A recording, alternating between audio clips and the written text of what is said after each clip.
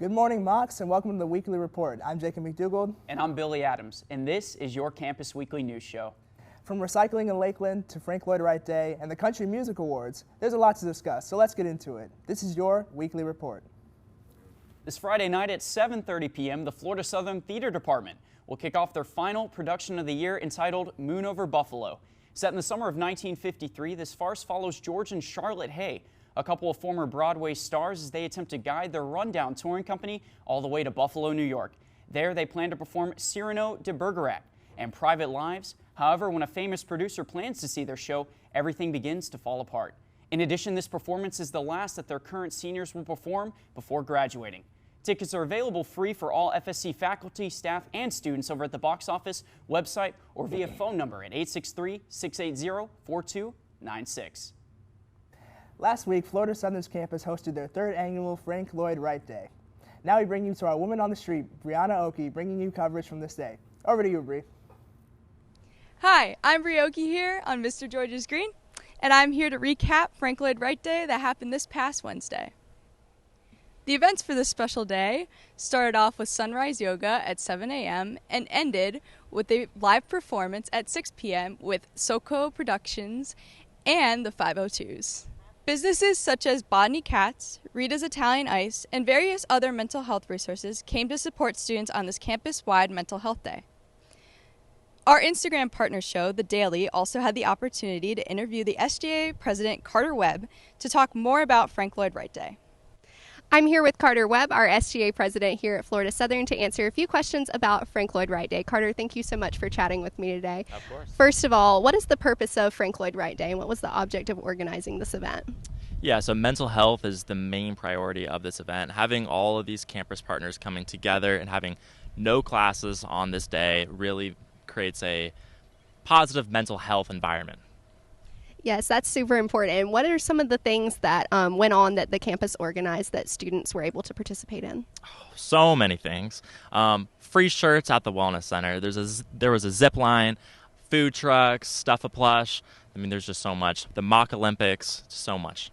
And then Dance Marathon went on this past weekend too. First year this has been on campus. Super exciting opportunity to be involved with the Children's Miracle Network. Tell me a little bit about that.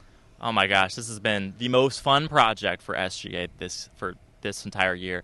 Having students united for the common purpose of helping children with serious needs has been just super eye-opening and just a really rewarding experience for our SGA team. For the kids. Thank you so much for talking with us. This has been Emma Lauren Poole with Carter Webb. Back to you. This has been Bri Oki with your Weekly Report. Back to you. Thank you, Bri. For more coverage on this day and others, head over to our Instagram at floridasouthern.tv. Here in the U.S., recycling contamination has always been a big challenge for waste management companies. This is due to the fact that many consumers do not properly separate recyclable materials, resulting in them all going to waste facilities. However, here in Lakeland, residents are doing a fantastic job of separating true recyclables from the trash, according to city's solid waste and recycling manager, Gene Ginn.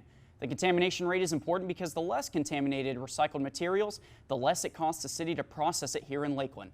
The national average contamination rate is 25%. However, according to Ginn, the contamination in the approximate 7,000 tons of recycled material the city collects and commercial customers every year is about 18%, which she called excellent. Expanding the U.S. news, Cleveland Clinic in Cleveland, Ohio is trying out a treatment to restore and repair the sense of smell to those who lost it due to COVID-19.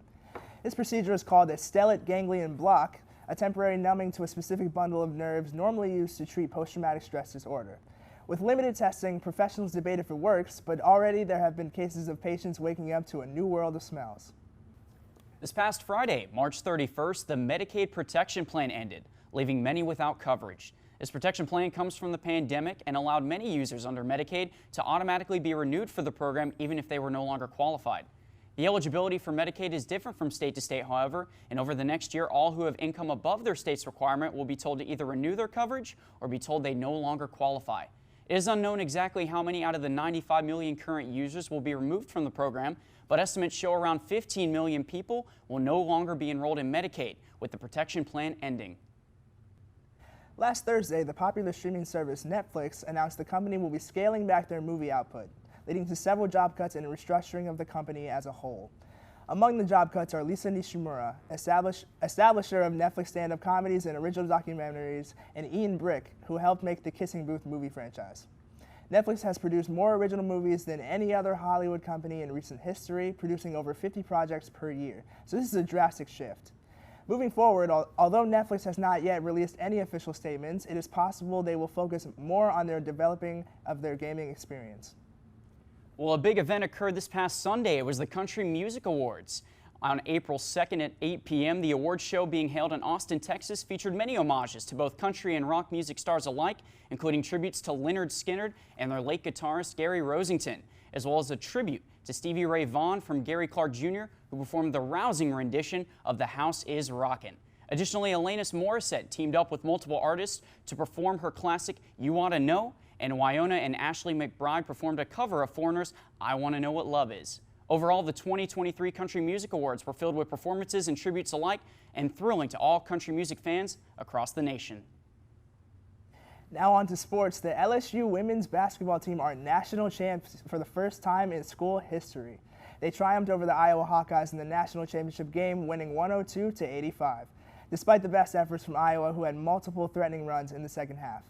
LSU set a record for most first-half points in a national championship game with 59, in great part due to their extraordinary three-point shooting in the first half. The 17-point first-half deficit proved to be just too much for the Hawkeyes, despite Kaelyn Clark's 30 points and 8 assists. That's all for this week's edition of the Weekly Report. Once again, I'm Jacob McDougald here with Billy Adams, saying thank you so much for tuning in, and we'll see you next week.